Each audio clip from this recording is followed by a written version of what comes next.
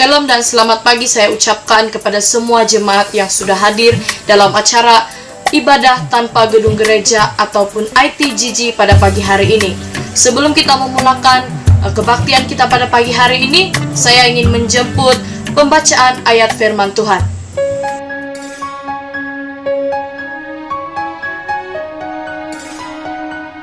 Hak dan kewajiban Rasul. Bukankah aku Rasul? Bukankah aku orang bebas? Bukankah aku telah melihat Yesus Tuhan kita? Bukankah kamu adalah buah pekerjaanku dalam Tuhan? Sekalipun bagi orang lain aku bukanlah Rasul, tetapi bagi kamu aku adalah Rasul. Sebab hidupmu dalam Tuhan adalah meterai dari kerasulanku. Inilah pembelaanku terhadap mereka yang mengeritik aku. Tidakkah kami mempunyai hak untuk makan dan minum? Tidakkah kami mempunyai hak untuk membawa seorang istri Kristen dalam perjalanan kami, seperti yang dilakukan rasul-rasul lain dan saudara-saudara Tuhan dan Kefas? Atau hanya aku dan Barnabas sajakah yang tidak mempunyai hak untuk dibebaskan dari pekerjaan tangan? Siapakah yang pernah turut dalam peperangan atas biayanya sendiri? Siapakah yang menanami kebun anggur dan tidak memakan buahnya? Atau siapakah yang menggembalakan kawanan domba dan yang tidak minum susu domba itu? Apa yang kukatakan ini bukanlah hanya pikiran manusia saja. Bukankah hukum Taurat juga berkata-kata demikian? Sebab dalam hukum Musa ada tertulis, janganlah engkau memberangus mulut lembu yang sedang menyirik. Lembukah yang Allah perhatikan? Atau kitakah yang ia maksudkan? Ya, untuk kitalah hal ini ditulis, yaitu pembajak harus membajak dalam pengharapan, dan pengirik harus mengirik dalam pengharapan untuk memperoleh bagiannya. Jadi, jika kami telah menaburkan benih rohani bagi kamu, berlebih-lebihankah kalau kami menuai hasil duniawi daripada kamu? Kalau orang lain mempunyai hak untuk mengharapkan hal itu daripada kamu, bukankah kami mempunyai hak yang lebih besar? Tetapi kami tidak mempergunakan hak itu. Sebaliknya, kami menanggung segala sesuatu, supaya jangan kami mengadakan rintangan bagi pemberitaan Injil Kristus. Tidak tahukah kamu bahwa mereka yang melayani dalam tempat kudus mendapat penghidupannya dari tempat kudus itu, dan bahwa mereka yang melayani mezbah mendapat bahagian mereka dari mezbah itu? Demikian pula Tuhan telah menetapkan bahwa mereka yang memberitakan Injil harus hidup dari pemberitaan Injil itu. Tetapi aku tidak pernah mempergunakan satu pun dari hak-hak itu. Aku tidak menulis semuanya ini supaya aku pun diperlakukan juga demikian. Sebab aku lebih suka mati daripada. Sungguh kemegahanku tidak dapat ditiadakan siapapun juga. Kerana jika aku memberitakan Injil, aku tidak mempunyai alasan untuk memegahkan diri. Sebab itu adalah keharusan bagiku. Celakalah aku jika aku tidak memberitakan Injil. Kalau andai kata aku melakukannya menurut kehendakku sendiri, memang aku berhak menerima upah. Tetapi kerana aku melakukannya bukan menurut kehendakku sendiri, pemberitaan itu adalah tugas penyelenggaraan yang ditanggungkan kepadaku. Kalau demikian, apakah upahku? Upahku ialah ini, bahawa aku boleh memberitakan Injil tanpa upah dan bahawa aku tidak mempergunakan hakku sebagai pemberita Injil. Sungguh pun aku bebas terhadap semua orang. Aku menjadikan diriku hamba dari semua orang, supaya aku boleh memenangkan sebanyak mungkin orang. Demikianlah bagi orang Yahudi, aku menjadi seperti orang Yahudi, supaya aku memenangkan orang-orang Yahudi. Bagi orang-orang yang hidup di bawah hukum Taurat, aku menjadi seperti orang yang hidup di bawah hukum Taurat, sekalipun aku sendiri tidak hidup di bawah hukum Taurat, supaya aku dapat memenangkan mereka yang hidup di bawah hukum Taurat. Bagi orang-orang yang tidak hidup di bawah hukum Taurat, aku menjadi seperti orang yang tidak hidup di bawah hukum Taurat, sekalipun aku tidak hidup di luar hukum Allah, kerana aku hidup di bawah hukum Kristus, supaya aku dapat memenangkan mereka yang tidak hidup di bawah hukum Taurat. Bagi orang-orang yang lemah, aku menjadi seperti orang yang lemah, supaya aku dapat menyelamatkan mereka yang lemah. Bagi semua orang aku telah menjadi segala-galanya, supaya aku sedapat mungkin memenangkan beberapa orang dari antara mereka. Segala sesuatu ini aku lakukan kerana Injil, supaya aku mendapat bagian dalamnya. Tidak tahukah kamu bahawa dalam gelanggang pertandingan semua peserta turut berlari, tetapi bahawa hanya satu orang saja yang mendapat hadiah? Kerana itu larilah begitu rupa, sehingga kamu memperolehnya. Tiap-tiap orang yang turut mengambil bagian dalam pertandingan menguasai dirinya dalam segala hal. Mereka berbuat demikian untuk memperoleh suatu mahkota yang fana. Tetapi kita untuk memperoleh suatu mahkota yang abadi. Sebab itu, aku tidak berlari tanpa tujuan, dan aku bukan petinju yang sembarangan saja memukul. Tetapi aku melatih tubuhku dan menguasai seluruhnya, supaya sesudah memberitakan Injil kepada orang lain, jangan aku sendiri ditolak.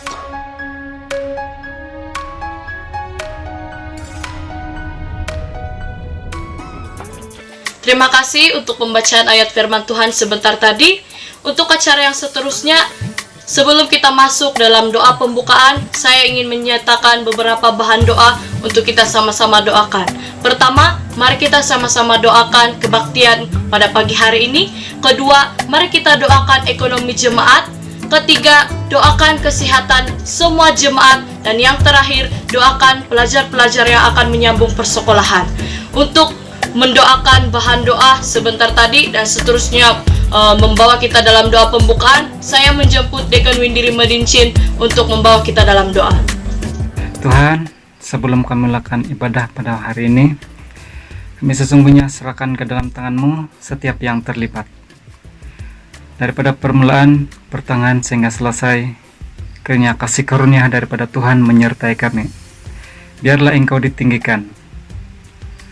Terima kasih ya Tuhan. Terima kasih karena menjadi Tuhan dan Juru Selamat kami. Inilah doa kami. Kami sedang mengucap syukur semuanya ini. Amin.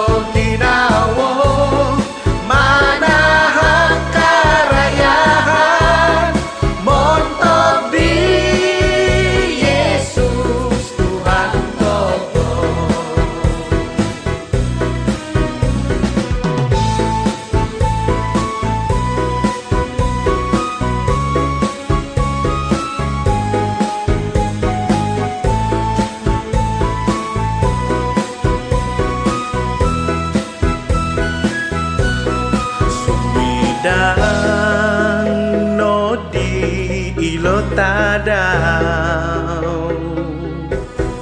tumiti upoin kong kop do talu irino iso konsikahan dinahan konsanan do tulu Pada Yesus montok dati manahan iau di soralan irino iso kompunan dumaan konsanan do tulung Pot sinding toko ngawi sawi awi ginawo olong buso o sinding poto odo ginawo manahan karayahan montok di Yesus Tuhan toko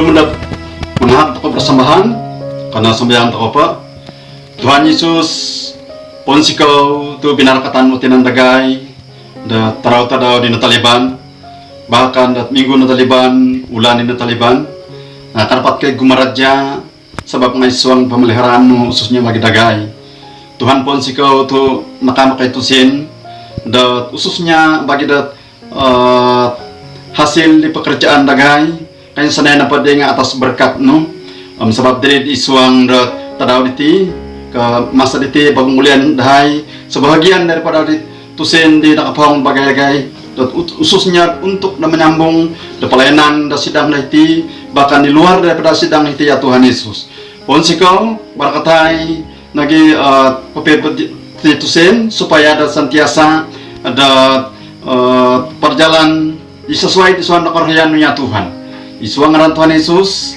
pon sikaw sa panaksambayang koy isuang ngaran tama ang tanak ambusad talidang amin.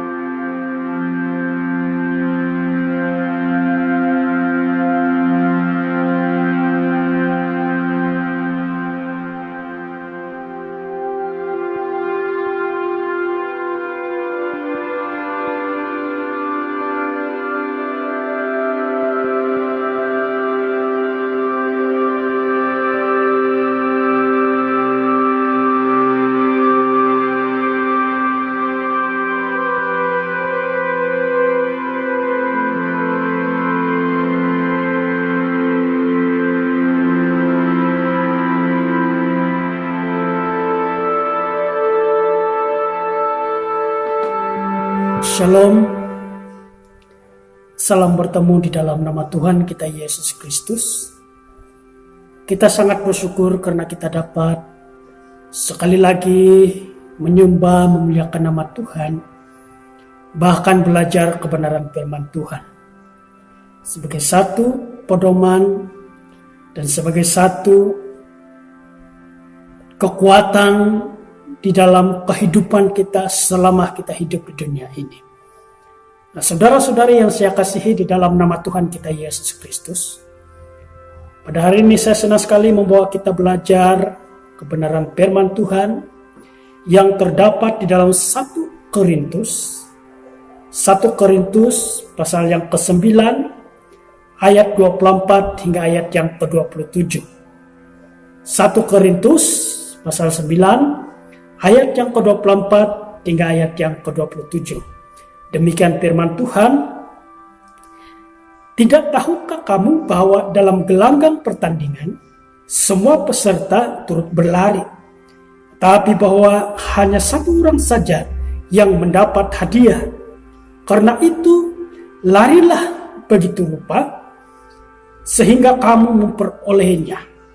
Tiap-tiap orang yang turut mengambil bagian dalam pertandingan menguasai dirinya dalam segala hal. Mereka berbuat demikian untuk memperoleh sesuatu mahkota yang fana, tetapi kita untuk memperoleh sesuatu mahkota yang abadi. Sebab itu aku tidak berlari tanpa tujuan, dan aku bukan petinju yang sembarangan saja memukul. Tapi aku melatih tubuhku dan menguasainya seluruhnya, supaya sesudah memberitakan Injil kepada orang lain, jangan aku sendiri ditolak. Demikian pembacaan firman Tuhan yang kita pelajari, kongsikan bersama-sama pada hari ini. Nah, melalui firman Tuhan ini saya senang sekali membawa kita belajar satu tema, yaitu orang Kristen yang tekun. Orang Kristen yang tekun. Nah, menjadi orang Kristen atau pengikut Kristus merupakan suatu perjuangan. Saya kira semuanya setuju tentang hal ini. Nah, bahkan menurut Rasul Paulus, kekristenan merupakan suatu perlombaan. Nah, sebab itu seseorang ataupun seorang pejuang memerlukan ketekunan.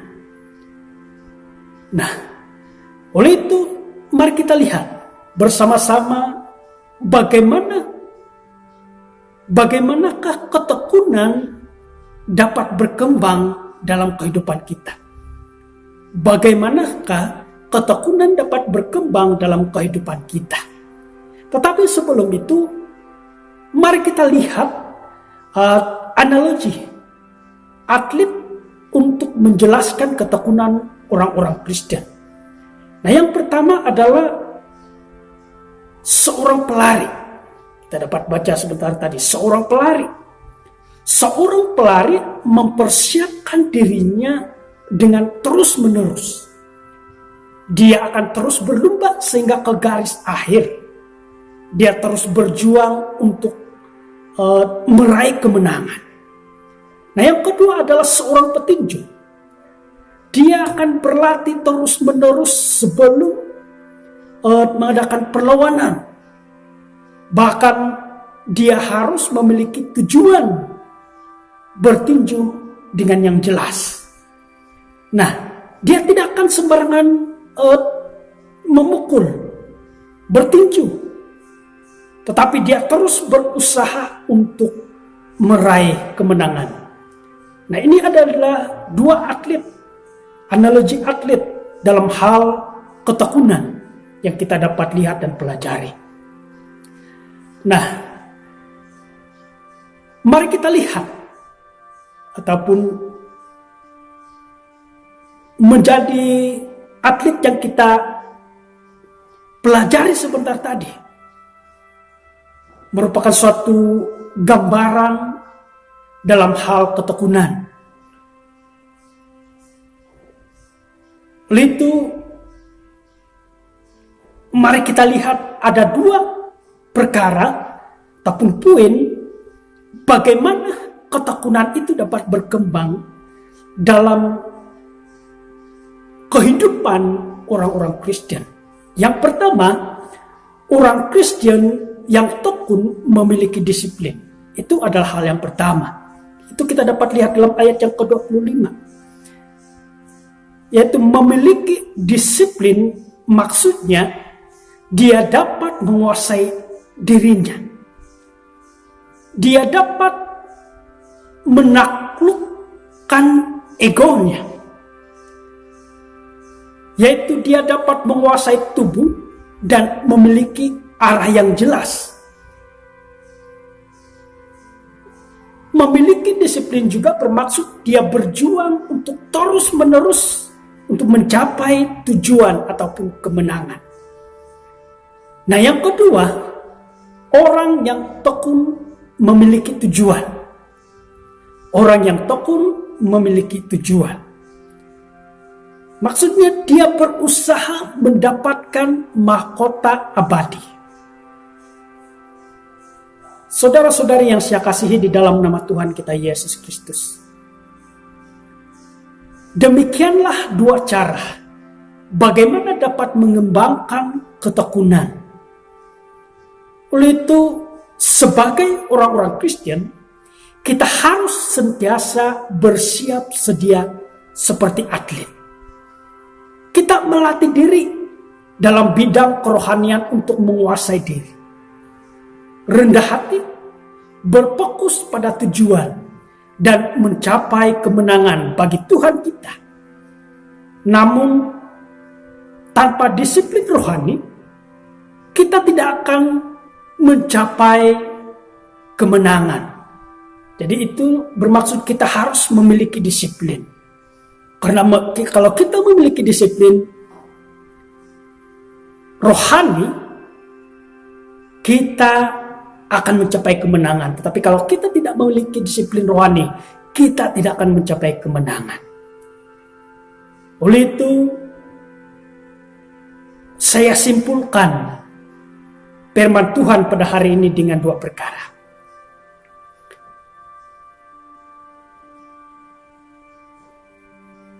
Orang-orang yang tekun akan menerima mahkota abadi dalam Yesus Kristus.